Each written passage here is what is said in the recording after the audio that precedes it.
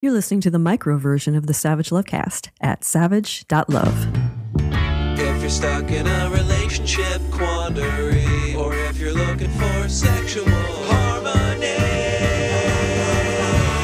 well, there's nothing you can't ask on the Savage Lovecast. Tennessee, I just can't quit you. I talked about you at the top of the last two shows, Tennessee, because I felt like I had to, because I couldn't ignore you, what with your anti-drag bans and your drag-doing governors and your attacks on trans people. But this week, as I sit down to record, I have to talk about you, Tennessee, again. No, actually, I don't have to talk about you this week, Tennessee. I want to talk about you. Indeed, I want to thank you, Tennessee. I want to thank you for the gift that is Lieutenant Governor Randy McNally.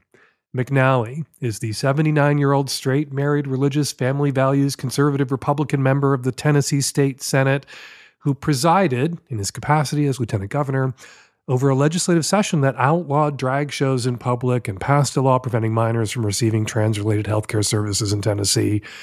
The Tennessee Holler, tnholler.com, a progressive news site in Tennessee, has been tracking the more than 24 anti-LGBT bills that have been taken up by the state legislature in this session, and somehow the Tennessee Holler still found the time to run down a tip from a reader about Lieutenant Governor Randy McNally, who is following on Maine, on his official account, a young gay man on Instagram, Franklin McClure, age 20, at Franklin Superstar, Franklin spelled with a Y.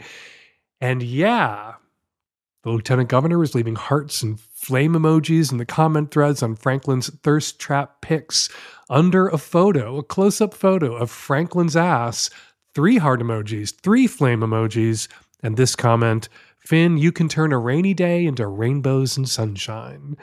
McNally has confirmed that he left those hearts and those flame emojis on Franklin's pics and a whole lot of other thirsty comments all over Franklin's thirst trap photos. And he says, Lieutenant Governor says, there's nothing to see here, nothing gay about what he was doing. He was just, quote, encouraging a constituent. Franklin was interviewed by the Tennessee Holler. He says he's never personally met the Lieutenant Governor of Tennessee, but he knew it was Lieutenant Governor of Tennessee leaving these comments because Lieutenant Governor of Tennessee was using his verified Instagram account when he left these comments. And the lipstick and not much else wearing gay kid says Randy first started encouraging him like this 4 years ago. All right, I'm going to do a little math. Math is hard. I screw math up all the time. This guy is 20 years old. This started 4 years ago. 20 minus 4. Don't have to carry any ones. Let me check my work real quick. That's 16. 2 years under the age of consent in Tennessee. Republicans. They're all groomer this, groomer that. Who's grooming who here? If an openly gay elected official was all over a teenager's Instagram account posting heart and flame emojis on basically colonoscopy pics, he would be finished. Not Randy. He hasn't been told to resign or ousted from the lieutenant governor position, which the GOP-controlled state Senate could do at any time. No. He's on TV right now defending himself, which led to this amazing exchange on Nashville's News Channel 5 between reporter Phil Williams, who says he's been covering Randy McNally for 30 years, and the lieutenant governor. Were you trying to help this young man in some sort of way? Just basically trying to encourage him. There was also this post where the man said he was, quote, not a whore, but a hoe. One is a slut, the other is a prostitute, adding, I'm the one that gets free weed for giving, then a reference to a sexual act. And it was liked by Lieutenant Governor McNally. Yeah. I don't know that, a lot of times on people's posts, you see the name and you see what they've written and you just press the button that says like. So you didn't read that post? I don't recall reading the part about the weed. I know that. But what about the prostitute? I might have read that. So yeah, thank you for that, Tennessee. After the drag ban and the anti-trans bill and the anti-marriage equality bill that passed this week, what we really needed right now was a good old-fashioned, messy, closeted Republican groomer to lighten the mood and highlight the hypocrisies. Since I'm about to get on a plane, I'm going to let George Hahn, dapper gay TV and internet personality, take it from here. Tennessee Lieutenant Governor Randy McNally. What can you say? He's just the latest in a very tired trope with a prominent Republican male who is publicly very anti-gay. We all know how that story ends. And the group I feel sorriest for, the ones who have most of my sympathy, are the women who married these men. Women who are married to prominent Republicans, especially the ones who are anti-gay, because there's a really good chance that their guy secretly craves cock. And my biggest resentment, the one for whom I harbor the biggest resentment, are these guys. Because the record shows they're probably getting way more dick than I am. I usually agree with George about everything, but I gotta say, if Randy McNally is getting more dick than George Hahn, the ridiculously handsome, ridiculously smart gay man who lives on the ridiculously gay island of Manhattan, if Randy McNally is getting more dick than George or more dick than me, might as well hang up my sling or take it down. And you know what? Contra George, I don't feel sorry for the woman who married McNally or women who marry men like McNally.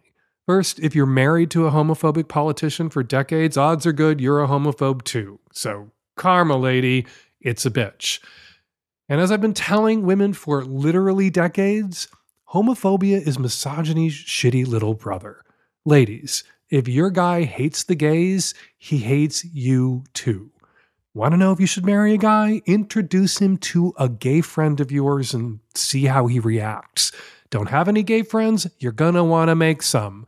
Or if there aren't any gay people to befriend where you are, you could always take a little road trip to the nearest gay bar, take your guy to a drag show while you still can, and see how he reacts. If he hates the drag queens and hates the gays, and you marry his sorry, homophobic, misogynistic ass anyway, no one except George Hahn, apparently, is going to feel sorry for you when your man gets caught with his ass in the air and a dick in his mouth, as he almost inevitably will. Or, like Randy McNally, gets caught leaving heart and flame emojis all over the Instagram account of some 20-year-old gay twink. And hey, before I get to the show, a word to my fellow blue staters out there. There are lots of great people in red states like Tennessee, Dolly Parton, Al Gore, both from Tennessee, both still live in Tennessee, Aretha Franklin from Tennessee, Tina Turner, Miley Cyrus, the wonderful and recently deceased Leslie Jordan from Tennessee. More than 1 million Democrats in Tennessee voted for Joe Biden in 2020. Memphis and Nashville, two amazing big blue cities with Democratic mayors. There are lots of pro-choice, pro-LGBT, pro-science liberals, Democrats, and progressives in Tennessee fighting the good fight. Indeed, it is thanks to some of those people in Tennessee fighting the good fight, the people at the Tennessee Holler, that we know all about Randy McNally's hypocrisy. I made a donation to the Tennessee Holler to help them keep fighting the good fight. You can too. Just go to tnholler.com and click on Chip In. All right, coming up on today's show on the Micro Savage Lovecast, tons of your Q's, lots of my A's, and we have a very special guest on the Magnum and Micro. There's some on the Micro, all on the Magnum. Drag superstar and Broadway sensation Jinkx Monsoon joins me to talk about the anti-drag law in Tennessee, laws like it in other states, the silence of our allies, and Jinkx reveals why no one anywhere ever should take my advice. All that coming up on today's show. This episode is brought to you by the Meridian Trimmer, the very best tool for trimming your body hair. Go to meridiangrooming.com and use the code SAVAGE for an exclusive 15% off. This episode of the Savage Lovecast is brought to you by Talkspace, online therapy that makes it easy to get extra mental health support. For $100 off your first month, go to Talkspace.com and use the offer code SAVAGE. Hi, Dan. I'm calling with a question about bondage safety. I had my first experience with shibari rope bondage, and it's something I was really excited for. For the most part, I think it went well, but I left the session with a giant bruise on my cock that has kind of dampened my enthusiasm. So with the Dom, we discussed boundaries and safety, and I think for the most part, he was a respectable, trustworthy guy to play with. But there was one particular move that led to this bruise. He had looped the rope around the base of my cock and balls and pulled it back and tied it into part of the harness from behind so that this restrains and tugs at the base of the cock, but shouldn't really be putting pressure directly on the cock or balls directly. But I guess during play, this must have slipped. I was tied to a chair and squirming while he's edging me. The rope must have slipped down, so it was pressed more against the hard shaft, not the base. And that's causing lots of friction directly on the shaft of the base while he's jerking me off. So once we untied, I saw a bright red bruise where the rope had been, like an inch away from the base onto my shaft. And then over the next hours, it spread into a nice purple blotch over a lot more of the shaft. And the Dom was surprised. He's done this tie before, and he hasn't seen bruising like that. So now my question for you, coming back to bondage safety, is this sort of move, tying the base of the cock, something that should be avoided? Is that like choking and breath play? Is that something that's too dangerous? Or is there a way I can do this more safely? Or is there a way that I can better assess what is the boundary between fun bondage pain and actual injury pain? Cock and ball bondage generally regarded as safe, nowhere near as, I mean, you could do it ineptly, you could do it poorly, you could leave somebody's cock and balls tied up for so long that the dick goes gangrenous and falls the fuck off. There could be nerve damage. You can hurt somebody's, cremaster muscles, which make the balls rise and fall. If the balls are tied down really low and they're aroused and their balls begin to rise up toward the body and they can't because there's bondage in the way, there's ropes in the way, or a ball stretcher in the way, that could cause an injury, but it's highly unlikely. Certainly can't be compared to the inherent risks that come with choking or other forms of breath play. People die. People can be accidentally killed during consensual choking, quote unquote, play. I don't remember hearing of an incident of somebody dying because they were engaged in a little sloppy cock and ball bondage. Never even heard a story about somebody doing permanent damage to themselves or having permanent damage done to them through cock and ball bondage. I think where this scene went wrong was during the edging. He was jacking you off, and the motion, the friction shifted those ropes around. It resulted in a part of your cock rubbing against the ropes that had been safely wrapped around them previously. And as that jerking off, as that edging went on, you chafed, you got a bruise. Okay. Maybe in the future, don't let somebody tie your cock and balls up. This could be, this top could have done this very move successfully with lots of other guys in the past. But with you, maybe the ropes were off a little bit, or maybe he didn't, if the lights were low, didn't get a visual cue that the ropes were shifting in a way that they needed to be removed or adjusted, or maybe the skin on your dick is tighter than the skin. If you're circumcised, the skin on your dick may be tighter, and you may have less of a natural masturbation sleeve than guys who are less tightly circumcised or not circumcised at all.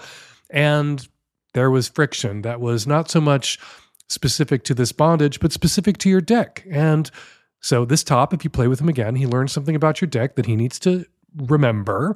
And you also learn something about your dick. I think you can safely engage in more bondage play if that turns you on. And if you were hard and you came during that edging, I think it turned you on. And you now know from that one experience what it might feel like when the sensation is too intense, when it's not bondage pain, but it's pain, problematic pain. I think you could certainly make it a limit when you play with other guys in the future for your own safety, for your own comfort. You can say no cock and ball bondage, or I need my cock and balls if you put them in bondage to be fully released before you jerk me off, if you're going to jerk me off. And some guys have a limit around cock and ball bondage where you can tie up their cock and balls, but you can't tie their cock and balls off to anything, not attach them to a chair, not attach them to some other part of the harness, not attach them to a bondage rack.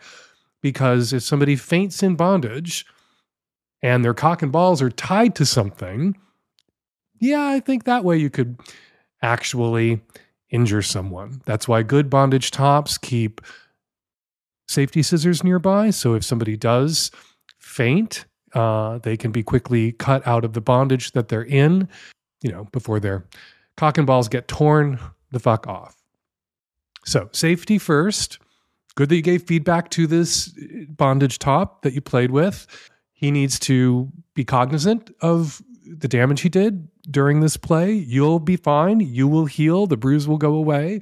And when you play with him or someone else in the future, make that a limit. Make that a boundary. Either no cock bondage or complete release of any cock bondage before edging.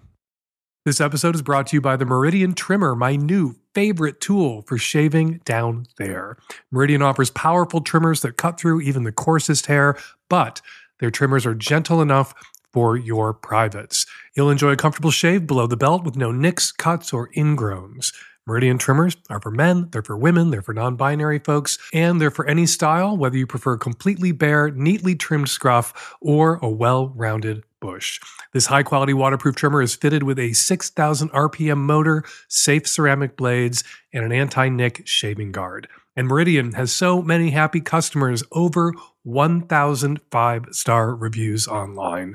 With the Meridian Trimmer, you can get your body hair looking just how you like it and feel good and sexy with your fuzz. Get a Meridian Trimmer today for the ultimate trimming experience without the pain, discomfort, or awkwardness.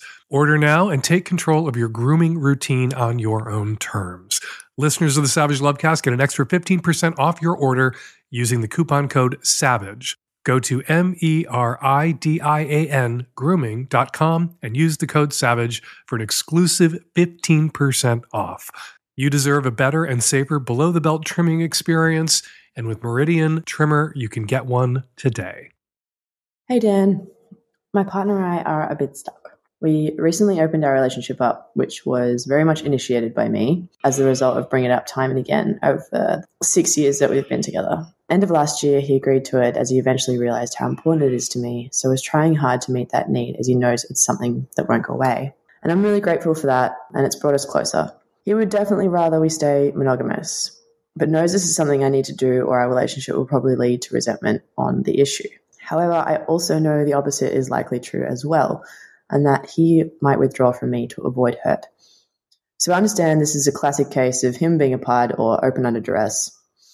One thing that's particularly difficult is that he doesn't want to spend his energy talking about it at all. We've managed to talk about safe sex and whether we tell each other or not if we hook up with someone. He initially didn't want me to know. Now he wants me to tell him, probably so he can judge how hard it might be or not. And he's made it clear that I can do what I want, but not to take him for granted. He doesn't want to own my body or me, and so is very understanding in those things. However, he also says our priorities are not the same in this, and he can't guarantee he'll stay around, which I think is fair enough, as I know there are obviously risks to relationships when diving into the unknown. And so it's unfortunate, though, because I find the idea of him being with someone else incredibly hot, but I think he's unlikely to pursue anyone. But one thing to note is that early on in our relationship, we were working on a threesome with one of our friends, someone we each ended up sleeping with separately, never actually all three at once, and they ended up becoming quite close, and she fell in love with him. Long story short, our relationship suffered badly from this, plus multiple issues at the time, and we broke up for a few months, he breaking up with me. We've since dealt with a lot of our attachment wounds and feel like we're in a really safe and secure and loving place. But from that experience, he's been very protective of our relationship and feels a lot of shame, even still, for almost ruining one of the best things he has in his life. So he's wary and knows what can happen when delving into the non-monog world. We're yet to be involved with anyone else, as I'm just unsure if this is going to fuck everything up, and I really don't want to do that. So my question is, are we setting ourselves up for failure, or are we doing the best with the situation that we have? And do you have any advice, please, and thank you. Are you setting yourselves up for failure? Well, you don't want to be in a monogamous relationship, so monogamy would represent failure for you and probably lead to a buildup of resentment that would destroy the relationship. And he doesn't want to be in a non-monogamous relationship, or he prefers monogamy, would rather be monogamous. And it's quite possible, if you act on this, on his permission to have sex with other people, that he will become increasingly resentful and it will destroy the relationship. So you have two options on the table: to keep doing what you're doing, to keep being monogamous, which is going to destroy the relationship, or to open the relationship and maybe destroy it, possibly destroy it. seems to me you should open the relationship. If you are convinced that monogamy is not for you, and if you've been after him for the entire 6 years you've been together to eventually open the relationship at some point, well, then monogamy is not for you. And puddom, poly under duress, or ouddom, open under duress, is for him right now. It's something that he's willing to do. He can't guarantee you, as you say, that he's going to stick around. Well, who can guarantee anybody that they're going to stick around if things get shitty or unbearable, monogamous or non-monogamous? He's letting you know something that's true, I think, of every relationship, that it could end. And it could end for this specific reason. He's not sure that he could be happy in an open relationship.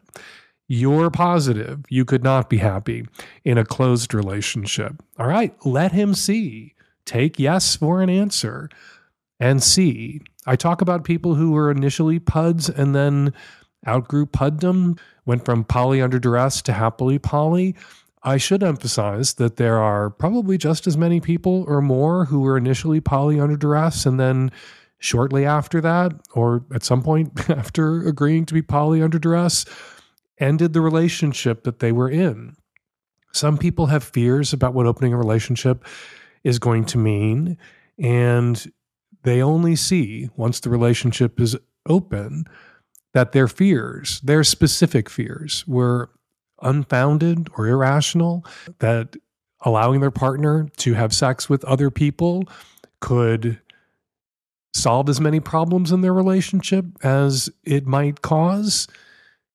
And they have sex with a couple other people themselves, and they come to really embrace polyamory. Talk to most poly couples, and you will find that it's highly likely that one was a pud at first. But you can't just talk to poly couples. You also have to talk to people who had polyamory imposed on them, or openness imposed on them, who were given an ultimatum. The relationship's over if we can't do this, if I'm not allowed to do this. And they agreed to open the relationship, to save the relationship. And in the end, it was too steep a price. It was not a price of admission that they could continue to pay, or it wasn't one that they could pay, even if they thought they wanted to give it a try and pay it. They couldn't. One way to find out, that's for you to take this yes for an answer, open the relationship, and then see what happens. And if it comes to shit, well, shit was where it was headed anyway. Shit was where it was headed if it was going to be monogamous. You were going to end it if it was never going to open. And you're going to have to run the risk of him ending it after you open it. And finally, I'm a little concerned that you say you're in a safe, secure, and loving place, and yet your partner doesn't want to talk about it at all. I assume maybe what you mean there is that he doesn't want to hear the details. He wants a DADT, don't ask, don't tell. Whereas you might like to hear the details because it turns you on to think about him having sex with somebody else. Doesn't turn him on to think about you having sex with somebody else. And he doesn't want to hear the details. If that's what you meant, okay, well, maybe then you are in a safe and secure and loving place. You can have a DADT agreement about outside sex and be in a safe, secure, and loving place. But if he doesn't want to communicate with you about being in an open relationship at all, if this isn't something that he regards as an ongoing discussion, an ongoing negotiation, if he doesn't want to keep lines of communication open about this, that's not safe, secure, and loving. That's, I don't want to say it's unsafe, insecure, or hateful, or unloving. It's just not a stable foundation on which to build a healthy, functional, safe, secure, and loving open relationship. Do you think seeing a therapist or psychiatrist would be helpful, but you don't have the time to actually find one and meet with them? Or do you think you can't afford therapy? Try Talkspace. By doing everything online, Talkspace has made getting the help you want easy, accessible, and affordable. At Talkspace.com, you can sign up online and get a personalized match with a provider that's right for you, typically within 48 hours. Talkspace is secure and Talkspace is private. They use the latest end-to-end bank-grade encryption technology to store client information, and Talkspace complies with the latest HIPAA regulations. And it's all so incredibly convenient. You'll be able to have virtual sessions with your licensed therapist from the comfort of your home. There's no need to commute to appointments. You won't have to miss time at work or line up childcare to get to your sessions. It's mental health care made easy. And Talkspace is affordable and in-network with most major insurers. To match with a licensed therapist today, go to Talkspace.com/savage. You'll get $100 off your first month, and it's a good way to show your support for the show. That's Talkspace.com/savage. Hey, Dan. This is a 54-year-old woman in the Bay Area who has just recently started online dating again after many years. And one of my first dates was with a really handsome guy who I had an actual dinner with. Very nice. I really felt like we had a good connection. You know, I was a little nervous. I think maybe he was too, but we had a great conversation. And various things have led me to believe that he might be really short. He never got up, other stuff like that. And I know people are self-conscious about that, especially on Tinder. You are not required to state your height. And maybe he's had some bad experiences with people who are not into that. I don't know. I don't care about it. I really totally don't. Anyway, we ended the date by agreeing to see each other again. He never got up. He didn't walk me to my car, so I just think he's really short. I don't care. But 10 minutes before I was leaving for the date, got a text from him. He was saying how much he was looking forward to seeing me. And then as I was on the BART platform to go into San Francisco, he said that he had to cancel because he had a COVID scare and he wanted to quarantine, which is totally legitimate. I know a lot of my friends have COVID right now too. So I did text him once, about 5 days in, just to make sure, see if he was doing okay, not to pressure him or anything like that. I didn't ask him, when are we going out again? But he didn't, he wrote me back, but there was nothing to make me believe he did want to see me again. And I just was wondering, should I reach out again and just say, I think I just think you're really hot. I don't care if you're short. I don't know. Would that be rude? Or should I just let it go? Probably should just let it go. But I thought I'd ask. Both these things can be true. That this guy is really short and he wants to hide that ball as long as he can. And this guy really wasn't that interested in having a second date with you. And hearing from you that you've guessed that he's really short, and that's not a problem for you. If he wasn't interested in seeing you again, knowing that you guessed correctly, if indeed it is a correct guess, and he's not, FDR, that's not going to change his disinterest in seeing you again. He may have been lying about a COVID scare. A lot of people are getting COVID right now. A lot of people know that COVID is a great go-to excuse, gets you out of dinner invitations you want to get out of, gets you out of family events you want to get out of, gets you out of work events, or even having to show up at the office. If you don't want to show up at the office anymore, you just got to say, I have COVID, or I was recently exposed to COVID, and get out of it. He might have been lying, but you know what? You know where he's telling the truth? He canceled that second date, didn't schedule another one. You reached out after 5 days just to say, hope you're all right. And he responded, but didn't follow up to your prompt to maybe, if he's getting over it, if he didn't come down with COVID or is testing negative now, time to think about rescheduling that date. He didn't. And so, yeah, hearing from you now that you think he's under 5'5" or whatever isn't going to change that. So I would definitely vote on the side of letting this go.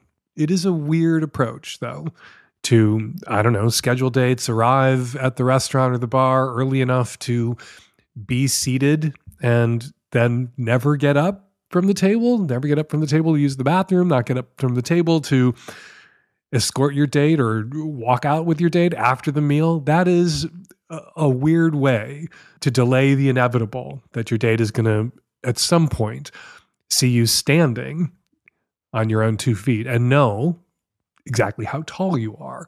If that was his approach, it is an odd one. And he is an odd one. And there are plenty of other odd guys in the Bay Area that you could go out on dates with instead of this guy who, short or not short, whatever it was, clearly isn't interested. I'll let it go. We're going to take a quick break from your calls to speak with a very special guest. Anti-drag legislation was recently signed into law in Tennessee, as I've covered at the top of the show, a couple weeks running. Anti-drag legislation is moving through state legislatures in 14 other states. These laws come on the heels, if you'll pardon the expression, of laws banning transition-related health care for minors in some states. And now, the House in Tennessee just passed a law that would gut marriage equality in that state, allowing individual county clerks to deny marriage licenses to same-sex couples and interracial couples and interfaith couples. I've been talking about this for weeks now, for months really, and the silence from pretty much everywhere else, from straight people, has been deafening, which inspired Jinkx Monsoon, winner of Season 5 of RuPaul's Drag Race, to take to Instagram, where she posted, "This is for everyone who's made $1 off a drag queen. Anyone who's used a drag queen as a prop in their music video, TV show, or movie. We're fighting for our lives out here. Where are you?" Here now to talk about the fight we're in, the fight of our lives, Jinkx Monsoon, award-winning actress, singer, and host of the podcast Hi Jinkx, and living proof that no one anywhere should ever take my advice ever. Jinkx, welcome to the show. You're referring, of course, to the fact that you told me not to do Drag Race, and not only did I do it, but I did it twice and won both times. So, yeah. I saw you in Spring Awakening in Seattle. You were amazing. I saw you performing when you first started performing in drag bars, where you did parodies of Sondheim songs that you rewrote that were genius. And I just thought, I didn't want to see you disappear into lip sync in the drag queen circuit. I wanted to see you on Broadway. You're such a huge talent. And now that's what I'm going on Drag Race and winning isn't enough proof that no one should listen to me. You're on Broadway.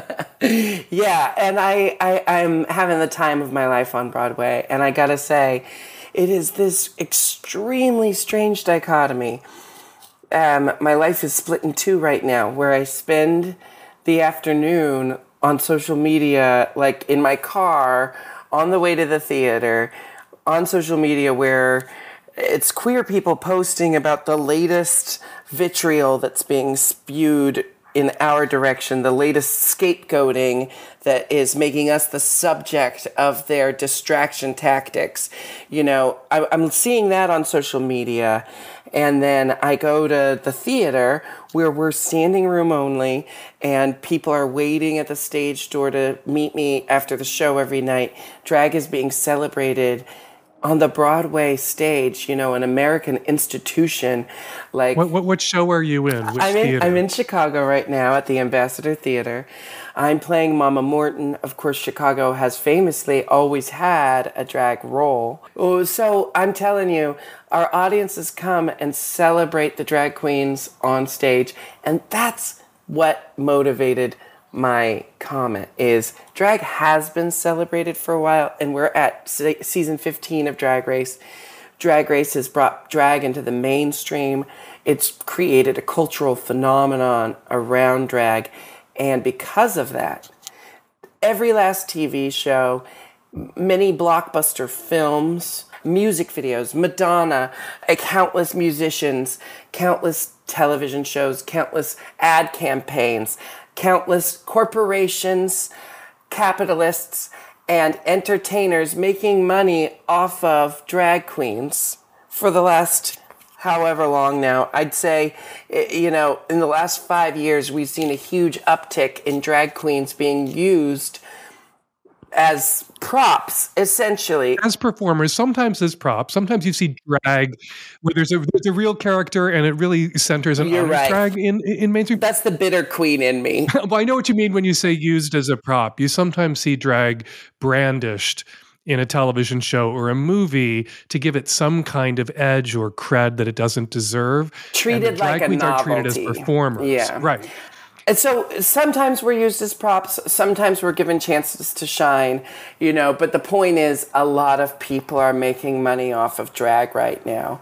A lot of people will be affected by drag getting banned.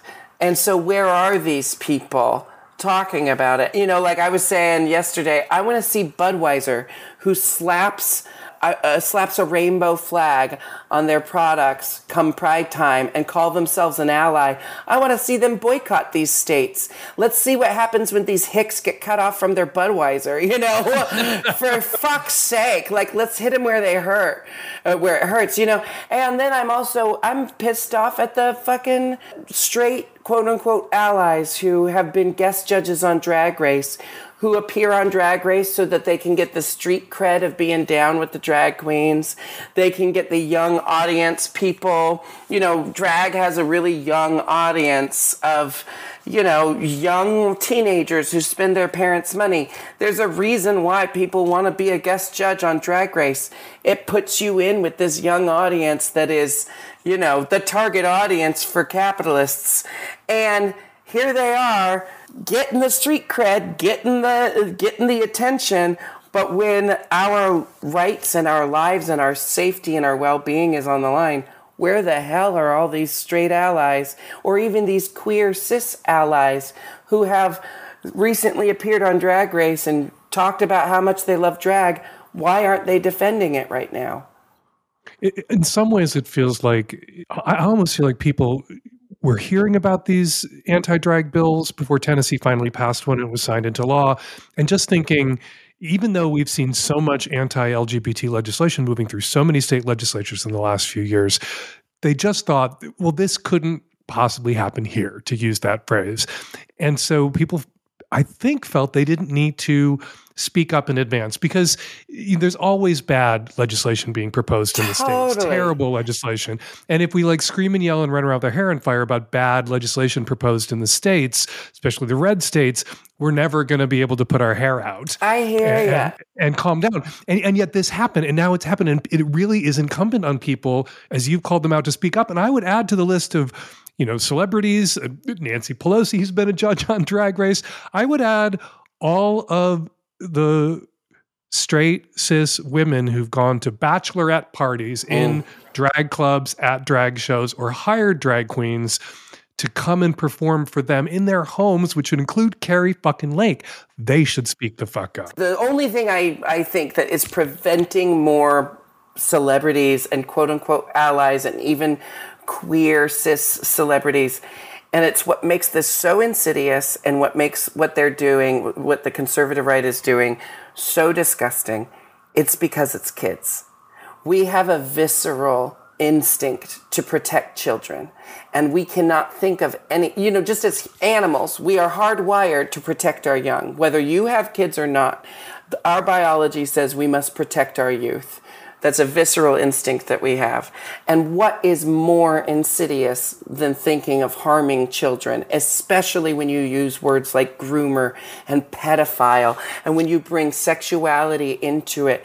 Of course, it feels like there is a hard line drawn, like we can't be in support of drag queens being anywhere around kids, because then it makes it look like we're supporting this other thing that the conservative right has conflated with our community. Oh my God, not just conflated, they project it onto us. They project it onto us. There's no statistics. There's literally no facts. There's nothing to support the claim. Nothing. If they used statistics to support any claims, the only claim they could support is that the number one abuser of children is straight cis white men. Youth pastors. I'm sorry, I did a rant at the top of my show a couple of weeks ago where I just started listing off the names of youth pastors and pastors who in just that last week, had been arrested or indicted or convicted or sentenced for raping a child. And I eventually just had to stop because there were too many. Could you imagine if there were, in 1 week, 6 or 7 drag queens that had actually harmed a child, not performed and delighted a child, performed for and delighted a room that happened to have children in it, but molested a child? It would be on every news channel. It would be over. It would be over for us. Right. And yet, youth pastors, priests, where's the legislation protecting kids from the actual threat to kids, which are not drag queens? They're up on the altar. People are literally dropping their kids off at church and leaving them with the youth pastor on the way to the protest at the drag show. And the hypocrisy is so blatant that it makes me think, how do they get away with it? It's so in front of us. But these people are playing to the lowest common denominator. They are preying on the fears of the willfully ignorant. They are preying on the fears of a demographic that has been conditioned since birth to think this way. And they know these people have been conditioned to think this way, and they are playing into that, and they don't care that it is getting our people murdered. Not only don't they care, not only is it that they don't care, it is the goal. They are pointing a finger at queer people, at trans women, at drag queens, at out gay people, and saying, there's the threat to your kids, so that people are looking over there while I no longer think they're just in denial or ignorant of the actual threat to kids posed by priests and preachers and youth pastors. I think they're intentionally, actively aiding and abetting, running interference for our accessories now because of this attempt to deflect attention away from the real threat and once again try to frame queer people. Yeah. And at first they started going, I was talking about this on Bill Maher like 4 years ago. They were starting to recycle and revive things they said about gay men. You can't trust them in bathrooms. They're a threat to kids. They're trying to seduce kids, trying to recruit. And they recycled them and repackaged them about trans women. Yeah. And now they're looping the entire LGBT community into that groomer charge. Yeah. And groomer, let me just say, I've said this before, groomer, pedophile, these words have become the conservative right's socially acceptable way of calling us faggots publicly. When you hear the word groomer, what you should hear is faggot. They have just found a new way to call us faggots. They have found a new slur to use publicly and rally people behind them. And it's disgusting that these people are considered servants of the government, servants of the country, when what they are doing is specifically targeting and demonizing and turning people against the citizens that, by the definition of their job, they're supposed to be protecting. Jinkx Monsoon, follow her on Instagram at the Jinkx, Jinkx. Go to jinxmonsoon.com for press clippings, videos of her TV appearances, and information about and tickets to her upcoming shows. Jinkx, I love you, and I just sit back in awe of your success, and I will always be grateful that you did not take my advice. Thank you so much. And if everyone wants to hear my musings on these topics, as well as my new music with my music partner Major Scales, my concert tour, Everything at Stake, will be going through North America this summer. That's at jinxmonsoon.com. You can learn about that. But it's a music and comedy tour that I'm doing. So hear my more lighthearted take on these serious topics with some music. Major Scales is a major talent as well, out of Seattle. And you two together are magic. Everybody should go see Jinkx's new show. I will see it when it comes through Seattle this wonderful. summer. Jinkx, thank you so much. Thank you, Dan. There's more of my fiery, impassioned conversation with Jinkx Monsoon on the Magnum. Hey, Dan and the whole Lovecast crew. Straight man in the U.S. here, looking for some thoughts on dealing with infidelity in my relationship. My girlfriend and I met a few years ago. At first, we were casually dating and open about the fact that we were also seeing other people. Additionally, she was also still married at the time and was upfront with me about that fact. We drifted apart briefly, and then after getting back together, began dating exclusively. It was never really discussed. It just kind of happened. I was upfront with her that I was in favor of having some variety of ethically non-monogamous relationship, given our respective histories of cheating and my own experience in that lifestyle, but she was dead set against it. Fast forward a bit, I did cheat on her a few times. She doesn't know about it, but she's always expressed suspicions, to which I've provided reassurances as best I could. Now, last year we split up briefly, and she later told me about 2 guys that she slept with, one of whom I've since suspected that she's still keeping on the side. After those disclosures, I again revisited the idea of ethical non-monogamy, and she again insisted that she could only tolerate being exclusive with me. I recently did some snooping, which, as you might say, was retroactively justified. I read a text thread that confirmed my own suspicions about this guy. The texts were very affectionate, with lots of pet names and I love yous being exchanged. Dan, I've given her so many chances to come clean. I've even told her that she could keep seeing him if she wanted, as long as I was given the same courtesy. But she keeps insisting that she broke everything off with this guy and barely heard from him anymore. She can't stop lying. As the saying goes, it's not the sex, it's the lying. I know I need to break up with her, but of course it's hard. I really do love her, and the sex is incredible. So my conundrum is basically, what do I tell her, and how do I close this chapter in the best way possible? Do I tell her what I know and how I know it? Do I tell her about what I did?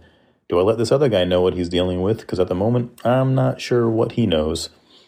Or maybe I'm completely wrong, and this can actually be salvaged. Some people like to cheat. I think you, caller, may be one of those people. Certainly it sounds like the woman you're dating is another one of those people. Why? Why, though? Why would someone cheat when they could have an honest, ethical, non-monogamous relationship, when everything could be out in the open and no one would have to lie or be lied to? Sex writer Alexander Cheeves, who's been on the show, has a piece at Document Journal called In Defense of the Faithless. He writes, progressive relationship therapists and sex writers, like me, he's also a sex writer, often present these concepts, polyamory, open relationships, as, quote, solutions to cheating. These practices get written about as relationship structures in which the fear of cheating is assuaged, the danger of infidelity rendered moot. But he goes on, non-monogamy and polyamory do not account for the fact that cheating can be fun because it's cheating. That honesty, though ethical, just dulls the thrill of having an affair.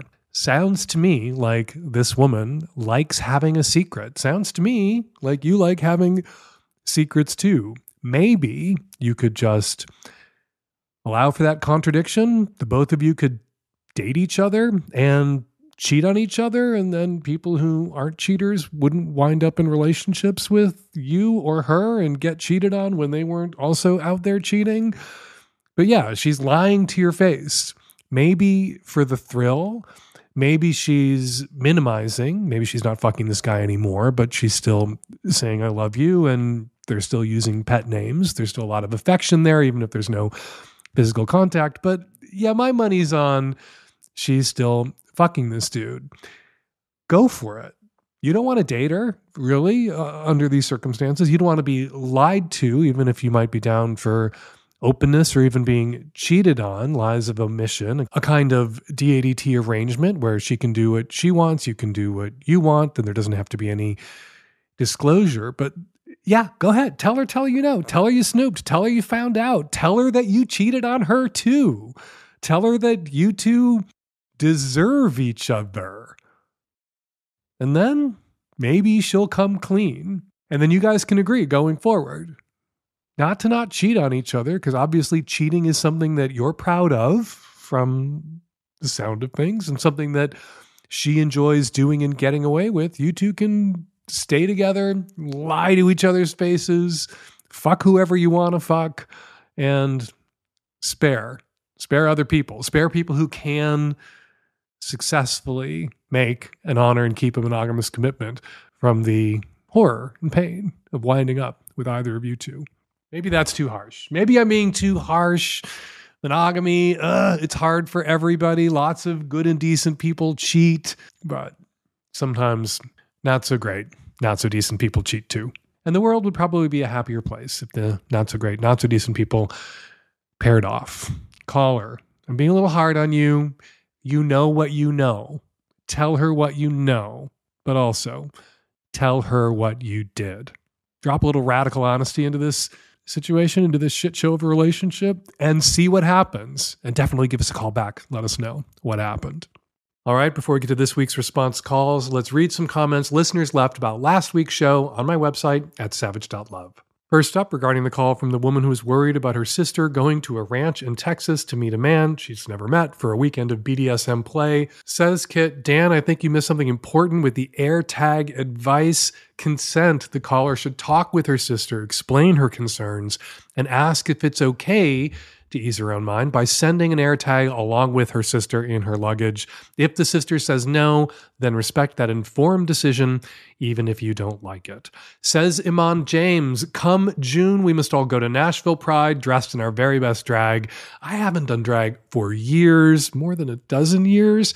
I haven't turned myself into Helvetica Bold in such a long time. Helvetica Bold was my drag name 30 years ago, but me and Helvetica are really tempted to head to Nashville this June. For sure, we will see.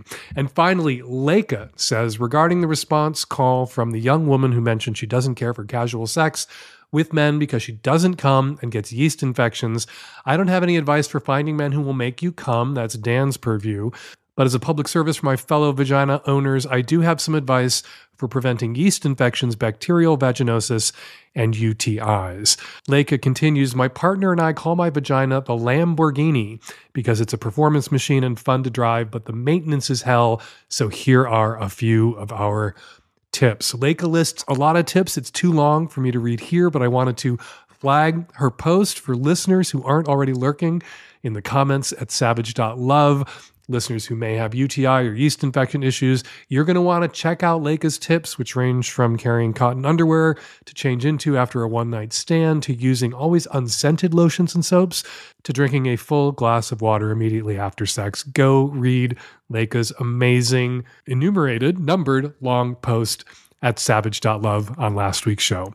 All right, thanks to everyone who commented on the show at savage.love. Thank you for your posts about the show to your own varying social media accounts. We really appreciate how all y'all help spread the word about the Savage Lovecast. And now something else we also really appreciate, your response calls.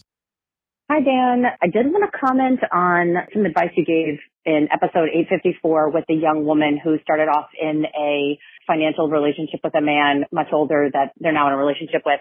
Something that I think you might have just really skipped over with her was that he's providing financial support for her and putting her through school while he's married to someone else, and telling her that he's not capable of letting her date anyone else, which is just so extremely problematic because he has complete financial control over her.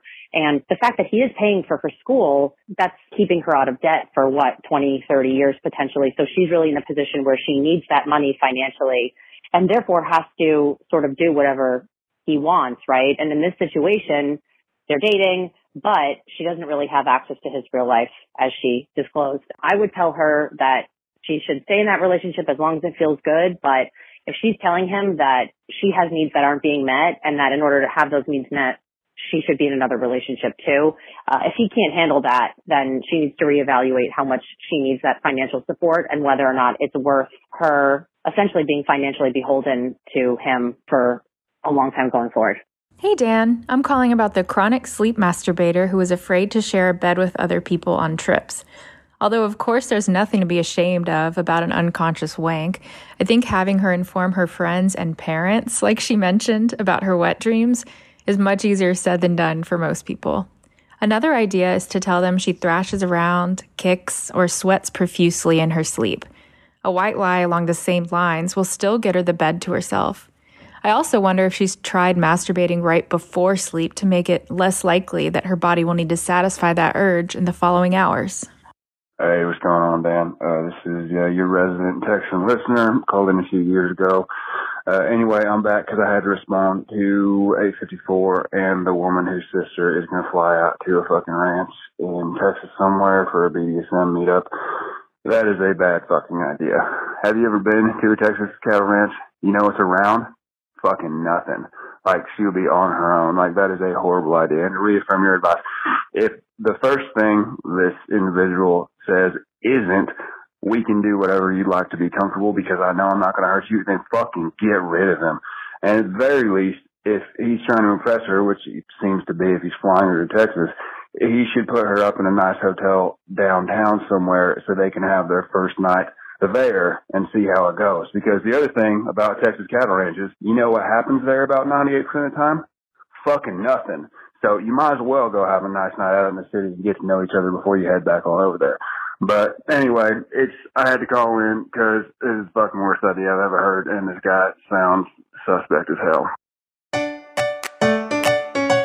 And we're going to leave it there. Got a question for next week's Lovecast or something to say about something I said on this week's Lovecast?